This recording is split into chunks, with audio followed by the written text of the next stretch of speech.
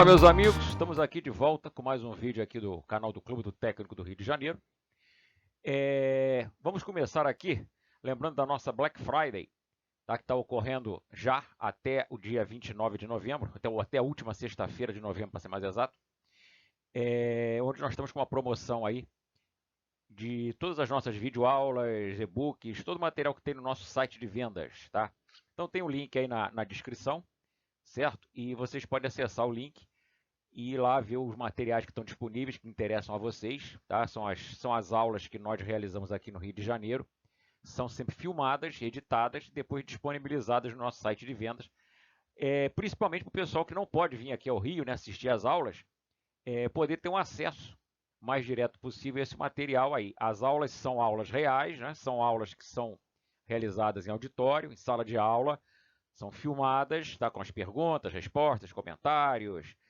É o mais perto que você pode ter de uma aula real que você tivesse presente em sala de aula, tá? Não é uma aula de estúdio onde tudo dá certo, onde tudo é bonitinho. É uma aula real em sala de aula, que é filmada, editada e então disponibilizada para vocês, tá? Então, acessem aí o nosso site de vendas, tá no linkzinho aí que está aparecendo aí na tela, tá? Depois eu posso colocar, se alguém quiser ir solicitar depois pelo e-mail, pelo WhatsApp, eu mando o link direto para vocês, ok? E a gente vai aproveitar aqui também para comentar sobre o último evento do ano. O último evento do ano será dia 14 de dezembro. Nós vamos estar tratando de reparos em placas principais dos televisores modernos, tá? Tratando de placa principal, placa main unit, né? Dos TVs LCD, LCD LED, Smart, 4K, Android, TV de tela curva, tudo isso em relação à placa principal será comentado. Dicas de defeito, testes para serem realizados nas placas principais, macete de reparação, macete de pesquisa, análise de esquemas, tá? Analisando o esquema de algumas placas principais, falhas de software, tá? Como analisar a falha é de software, a falha não é de software. Tudo isso será comentado em sala de aula no dia 14 de dezembro. Junto com esse treinamento sobre placa main unit, nós vamos estar também com um pequeno espaço dentro dessa aula para tratar da desmontagem dos televisores modernos, principalmente da Samsung e da LG, que não possuem mais parafusos na tampa traseira do aparelho. Tá? Muita gente tem tido dificuldade em desmontar esses aparelhos, certo? E realmente existem alguns cuidados que têm que ser observados no ato da desmontagem, porque como você não tem parafuso, você vai ter que usar a alavanca, tá? Existem umas ferramentas específicas para isso. E se você não fizer da forma correta, você vai acabar danificando o equipamento de uma forma que você não vai conseguir solucionar o problema. Tá? Então a gente vai falar basicamente dessa parte de desmontagem de televisor de Samsung e LG. A LG também tem uns equipamentos que não mais possuem parafusos na tampa traseira. Tá? A gente vai falar também sobre televisão de tela curva e é importante se falar sobre essa estruturazinha que vocês estão vendo aí. A gente vai detalhar, obviamente, isso na aula do dia 14, né? Para você ter na bancada, para evitar, na hora de você desmontar uma TV de tela curva, tendo ela parafusos ou não na tampa traseira, se você não tomar determinados cuidados, você vai trincar a tela do aparelho simplesmente no ato de fazer força para tirar a tampa do televisor, tá? Então é importante conhecer certos procedimentos para botar uma TV de tela curva na bancada para fazer a abertura da mesma e também saber como utilizar certas ferramentas, essa que vocês estão vendo aí na imagem, é uma chavezinha para você abrir os televisores Samsung, tá? Que não possuem parafuso na tampa, tá? Obviamente, essa chave aí não vai estar disponível no mercado nacional, tá? A Samsung não vende isso. A gente vai tratar de formas como você vai substituir essa chave aí. E também, caso você queira comprar essa chavinha aí, na China, via AliExpress, você consegue comprar essa chave. Tá? Só que o preço da chave, na realidade, na minha opinião, não é muito compensador, tá? É melhor você usar um artifício, certo? Com um material plástico, um material de Teflon, de PVC para fazer a desmontagem. A gente vai comentar isso em aula no dia 14 também. Ao invés de você investir dinheiro numa chave dessa aí, que se eu não estou enganado, a última vez que eu vi, uma chave dessa está custando 70, 80 reais, tá? Para uma chave de plástico, eu acho que é um pouquinho caro, principalmente porque ela se aplica a alguns modelos de televisão de determinada marca, no caso isso aí é da Samsung, tá? Então a gente vai na aula do dia 14, óbvio, quem estiver presente na aula vai poder ter acesso a informações de como fazer a desmontagem sem ter que usar essa chavezinha aí que a Samsung fornece para os seus postos autorizados, tá? Eu peço também que vocês aí que assistem, acompanhem aí meus comentários, meus vídeos, dá um like aí no vídeo, tá? Clica no sininho aí para receber notificação de novos vídeos que vão ser postados. Dá uma força aí pro nosso trabalho, divulgando aí com seus amigos, mandando o vídeo que vocês vão receber aí, manda para outros colegas que não façam parte dos grupos, para que a gente possa divulgar da melhor forma possível o nosso trabalho aqui no Rio de Janeiro. O trabalho, na realidade, não é feito só para quem está aqui no Rio de Janeiro. A gente tem treinamentos à distância para o pessoal que é de fora do estado.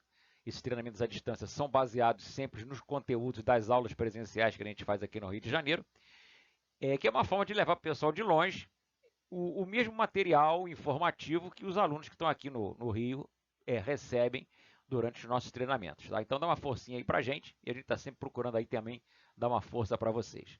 Agora um comentário que eu já fiz uma vez aí, mas continuam havendo algumas situações em relação a isso aí, tá? Tem pessoal aí querendo colocar preço na placa de televisão que o pessoal está vendendo, tá? Então a pergunta é, quanto vale uma placa de televisão? Quanto é que vale uma placa de TV? Quanto é que vale uma placa de fonte, uma Tecom, uma Main Unit, tá? Uma YSUS, uma ZSUS, uma controladora? Quanto é que vale? Ah, depende, né? O valor da placa depende de vários fatores, certo? Nós temos a lei da oferta e da procura, óbvio, né? Quanto mais material tem disponível no mercado, obviamente o preço cai porque a oferta é maior do que a procura, não é verdade? E tem a situação contrária também dentro da lei de oferta e procura, né? A falta do produto, certo? Uma escassez desse produto, desse material, dessa placa, vamos dizer assim, a quantidade de placas disponíveis é pequena, a procura é grande. Obviamente, por conta disso, o preço sobe. Isso é uma lei de oferta e procura, a lei do mercado. Tá? A gente não pode querer inventar coisas em cima disso daí. Agora, tem gente dizendo que o técnico tem que vender mais barato, o cara tem que botar, tem que ser um preço tabelado para todo mundo. Isso não existe, né? Isso não existe. Aí eu pergunto o seguinte, deixo aqui a pergunta do seguinte, para quem quer tabelar preço de placa, né? Para quem quer tabelar preço de placa, se alguém quiser botar uma tabela de preço para o teu serviço, você vai ficar feliz? Tá? O serviço agora está tabelado, você não pode cobrar mais do que tanto, tá? Para consertar, para trocar um LED, você não pode cobrar mais do que tanto. Para reparar uma Tecom, trocar um AS15 numa Tecom, você não pode cobrar mais do que tanto. Você vai ficar feliz com isso? Provavelmente não, né? O pessoal gosta muito de dar preço no serviço dos outros, né? No seu próprio, não. Tá? Então, obviamente, o quanto vale uma placa é uma situação que cada caso realmente é um caso, né? Ah, mas o cara comprou a televisão por R$ 100. Tá, ele comprou a TV por R$ 100. Nós já falamos sobre isso, né? Ele comprou a TV por R$ 100. Então ele desembolsou R$ 100. Deu para o cliente. Preencheu lá um recibo para o cliente assinar que está vendendo a TV para ele. Óbvio, né? Senão depois o cara vai dizer que você tomou posse da televisão dele. Então já entrou um documento aí no meio da história. Tá? Depois você vai testar o televisor. Você vai perder um tempo na bancada testando. A TV está com a tela quebrada, mas ela funciona. Então tem que testar todas as entradas. Tem som em todas as entradas? Tem o resto de imagem na tela para você ver a imagem? Aí você vai perder uma hora aí testando todas as entradas HDMI, vai ter a entrada de áudio e vídeo, entrada de vídeo componente, entrada USB, sintonia digital. Se for uma TV Smart, vai ter que colocar na internet para tentar conseguir acessar alguma coisa, ver se ela navega na internet. Então você já perdeu um tempo para fazer esses testes, né? Depois você vai perder mais um tempo desmontando a TV, certo? Porque vai ficar mais fácil você quer negociar as placas ou você quer guardar as placas para você ter para material de teste. De qualquer forma, você tem que desmontar e cadastrar, catalogar, embalar de forma correta todo esse material. Então você vai desmontar, tirar main unit, Tecom, fonte. Tá? A televisão é Smart, tem um módulo Wi-Fi, vai ter que embalar também. A tela está quebrada, então beleza, você vai desmontar o painel, vai tirar a tela quebrada, vai arrancar as VCONs, guardar também. Você também vai guardar os cabos flat, o cabo RSDS, o cabo LVDS, o cabo de fonte que liga a fonte na main.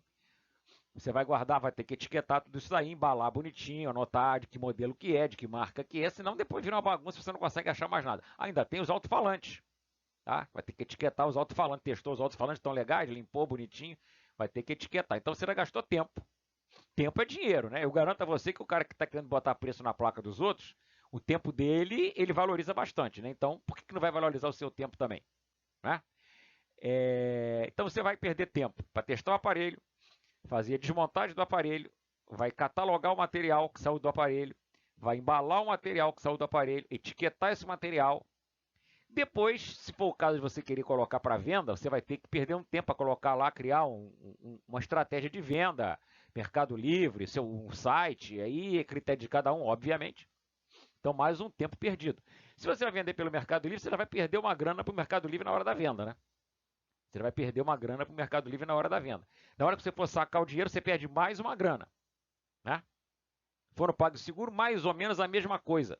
Se for para um outro sistema de pagamentos aí, sempre você vai perder uma grana pro site que faz a venda. Depois, quando você for sacar o dinheiro, você perde mais uma granazinha. Tá? Você vai vender com cartão, débito, boleto, aí tudo isso aí envolve algumas taxas que são cobradas, né? Ainda tem o aborrecimento causado por os espertos aí, né? Infelizmente, alguns até que são técnicos, né? Mas que querem bancar o esperto, que compra a placa. Você sabe que a placa está boa, você testou a placa, você embalou a placa, você enviou a placa. O cara comprou a tua placa que ele está fazendo experiência na televisão, porque ele não sabe diagnosticar o defeito. Aí, obviamente, ele comprou a placa, botou, a TV não funcionou, ele reclama com o Mercado Livre que a tua placa está com defeito, pega o dinheiro de volta. Muitas das vezes não te devolve a placa.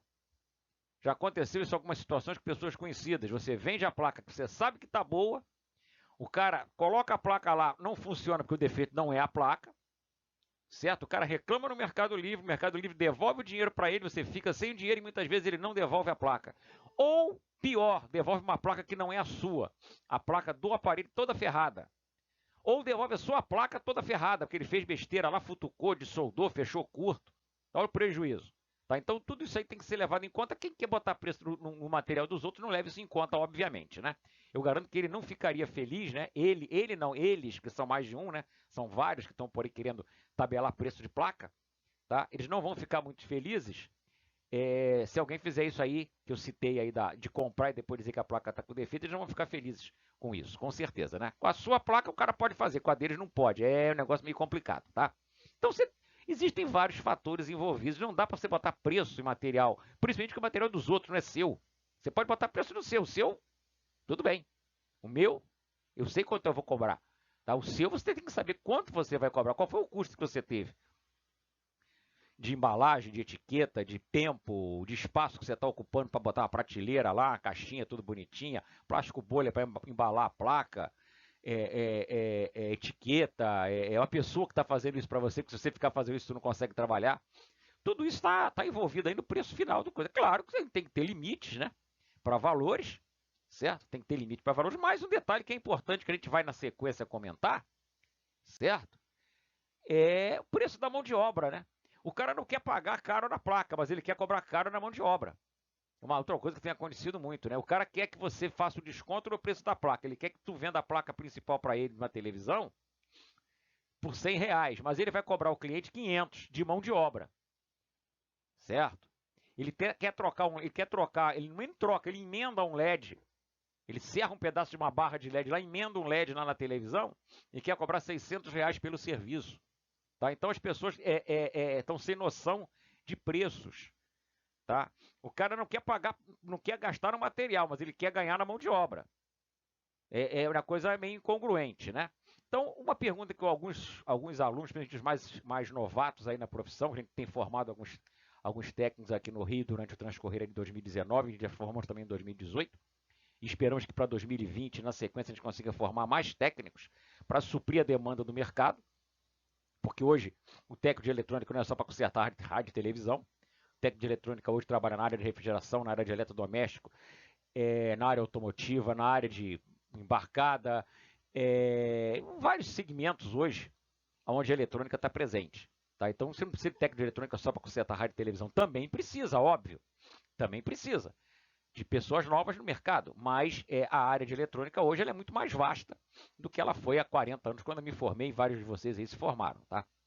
Agora, a pergunta que tem sido muito feita aí, que cai no que eu estava comentando na imagem anterior, Tá? O cara não quer nem comprar um LED, ele serra um pedaço de uma barra lá, emenda lá com cuspe no barramento da televisão e quer cobrar R$ 600 de mão de obra, né? Quanto é que se deve cobrar? Como é que se calcula, né, o valor de mão de obra do produto?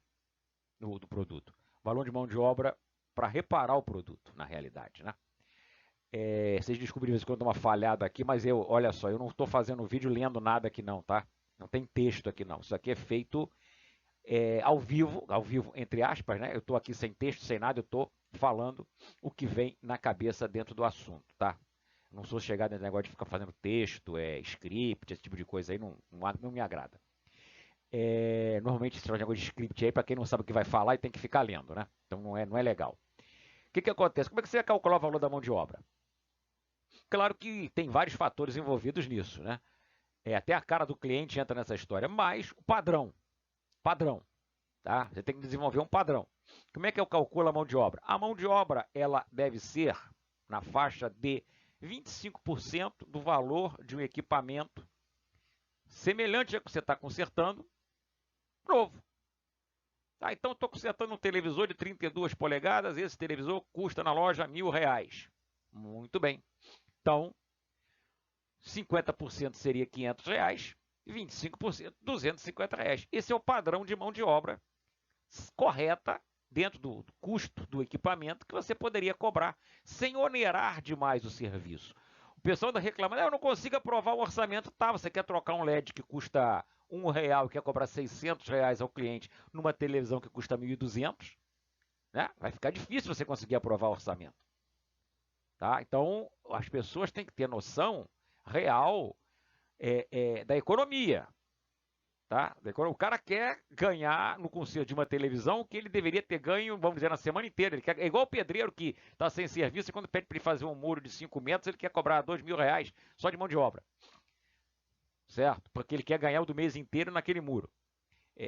Não estou desmerecendo os pedreiros, estou falando daquele pedreiro lambão, tá? Não é a classe dos pedreiros especializados em fazer o trabalho de alvenaria. Outra história, tá? Vocês entenderam muito bem o que eu estou falando. Então, base de cálculo para mão de obra é 25% do valor de um aparelho semelhante novo. Certo? Ah, mas o aparelho aqui não existe mais novo. Bom, procura quanto custa um aparelho desse usado, tá? Um aparelho desse usado no mercado, você vai achar e calcule em cima do preço dele usado. É o que está sendo vendido. Correto? Dessa forma, você vai ter uma noção aí de um valor de mão de obra que não vai te dar prejuízo e não vai assustar o cliente. Tá? Você está reclamando que não tem serviço, porque o pessoal não aprova nada. Quanto é que tu está cobrando para consertar o aparelho? Já pensou nisso? Tá? Quanto é que tu está cobrando para consertar o aparelho? Essa semana colocaram aí um anúncio, não sei se é Casa Bahia, o Ricardo Eletro, não tem uma TV de 32 polegadas por R$ 790. Tá? Óbvio que o usuário vai procurar lá. A minha TV é 32, pô, a novinha por um ano de garantia está 790. O cara quer me cobrar 600 para consertar ela? Você acha que o cliente vai aprovar o orçamento? Não vai, né? Uma coisa óbvia, né? Então tem que repensar esse cálculo de mão de obra também, tá? Claro, levando em conta, tem uma série de fatores envolvidos nisso, né? É a situação que o aparelho chegou na loja, o tipo de cliente que é, certo? Isso aí, óbvio, a gente não pode dizer, cada um aí vai saber da situação no momento em que o aparelho chegar, estado do aparelho, situação do aparelho, os problemas que o cliente pode te trazer, aquele cliente cri-cri, que todo mundo sabe que existe, todo mundo tem um, né? Ou mais de um cliente cri-cri, a gente não gostaria, mas acaba tendo que ter, certo? Isso, obviamente, vai variar no valor da mão de obra, mas a base de cálculo para tudo, na caso da manutenção de equipamentos eletrônicos, dentro da área de rádio, TV, DVD, micro-ondas, tá? Não vou partir para a área automotiva, porque aí já tem outro problema, é outro tipo de trabalho, área de eletrônica embarcada, é uma outra situação, tá? Mas, no nosso caso, o aparelho custa R$ 1.000, novo. 25% desse valor, vamos dizer, então é R$ 250. R$ 250 será o valor básico da sua mão de obra. Você pode botar um pouquinho a mais, um pouquinho a menos, vai depender da situação, depender do trabalho que você teve. E, óbvio, essa mão de obra você vai somar o valor do material, tá? Isso é muito importante. E uma dica para fechar aqui, tá? Uma dica para fechar aqui, para ninguém dizer que o vídeo é grande demais. Nunca dê ao cliente um orçamento com valores redondos. Valor redondo pressupõe que você apenas chutou um preço, você não fez um cálculo de mão de obra somada com material, tá? Então você nunca cobra 300, 400, 250. Esses são valores que qualquer um chuta. Cobra aí R$ 327,32. Ninguém chuta esse valor. Ah, o professor, o senhor chutou agora, tá? Eu chutei agora porque eu estou pensando nisso, né? Mas em relação ao cliente, o cara vai entender, tá? É psicológico, como o pessoal fala. O cara vai entender que você somou pecinha por pecinha, mais o tempo perdido, material gasto, mão de obra. Tá? É mais fácil você fazer o cara aceitar o orçamento desta forma. E se você já sabe que o cliente vai pedir um desconto, você faz esse número aí quebrado, já colocando um pouquinho a mais para quando o cara pedir o desconto cair no valor que você queria. Daí a estratégia de marketing. Tá? É óbvio que tem cliente assistindo o que eu estou falando, porque esse vídeo vai para o YouTube. Certo? Clientes, eu não estou falando mal de vocês, tá? Eu estou explicando como é que funciona o marketing. De repente você não trabalha com eletrônica, você é cliente de um técnico de eletrônica, mas você trabalha com uma outra coisa. Você fabrica sabonete, você conserta carro, você é médico, você é dentista, você tem uma profissão ou outra, e você exerce mais ou menos a mesma situação. Se você der um valor redondo, você sabe que o negócio fica mais difícil de ser aprovado. Tá? Um valor quebrado normalmente convence mais ao cliente. Tá? Isso é engenharia de marketing. Tá? Isso está dentro da área de empreendedorismo, você saber como é que você faz o cálculo de valor do seu trabalho, como é que você coloca o valor para passar para o cliente. Tá? Eu não estou dizendo que existe uma má fé nisso daí. Aí é a parte psicológica de se tratar com o cliente. Você que é cliente do técnico de eletrônica, tá? Você que é cliente do técnico de geladeira, do técnico de ar-condicionado, você que é cliente do mecânico de automóvel, tá? Você é cliente deles, mas você faz alguma coisa que você tem um cliente. Você faz algum tipo de serviço e tem os seus clientes. Como é que você faz para cobrar os seus clientes? Não é mais ou menos da mesma forma? Tá? Isso é marketing, é estratégia de marketing. Cada um tem a sua. Cada um adota a sua. Agora, existe até estudos, existe faculdade sobre isso, existe curso universitário sobre isso. Tá? Não é um negócio jogado assim, a Bangu. Tá? Então, não estou desmerecendo ninguém, não estou dizendo que vai passar a perna em ninguém, não estou falando nada disso. Estou esclarecendo uma estratégia de marketing, que se a pessoa não souber utilizar, ela não consegue sobreviver no mercado, em qualquer mercado. Eletrônica, refrigeração, mercearia, padaria, barbeiro, açougueiro e outras coisas mais que tem por aí. Tá? Se não souber as estratégias de marketing para vender melhor, para captar o cliente, para trazer o cliente, você está lascado, né? Porque você, em qualquer área, você precisa do cliente. Qualquer coisa que você faça, certo? Qualquer trabalho que você executa para alguém. Esse alguém é teu cliente, certo? Esse alguém é seu cliente. Se você não entender de marketing, você vai trabalhar de graça. Eu acho que ninguém quer trabalhar de graça. Ok, gente? Obrigado aí pela paciência comigo. E não se esqueçam que nós temos um serviço de informação técnica, dicas técnicas gratuitas para os técnicos que precisarem. Tem um e-mail aí para entrar em contato, clubedotecnorj@gmail.com, ou através do WhatsApp ou do Telegram no 21 998 545 745. Peço que seja somente mensagem de texto, que não dá para ficar parado para escutando áudio durante o trabalho. Tá? E para aqueles que precisarem de esquemas, o técnico está precisando de um esquema, de um manual de serviço, está precisando de um software para atualizar um televisor, um som, um DVD, um Blu-ray, um home theater, tá?